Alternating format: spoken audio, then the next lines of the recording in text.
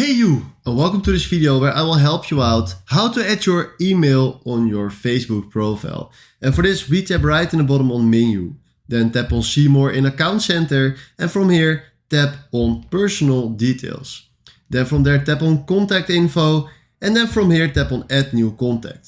Then tap on add email address, and from here tap to enter your email address.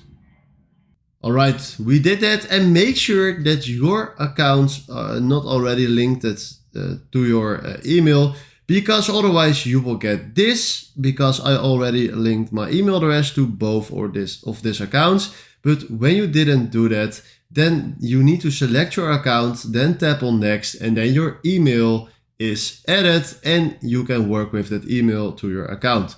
Alright, this is how it works. If you find this helpful, please consider subscribing and give this video a like. And then for now, thanks for watching.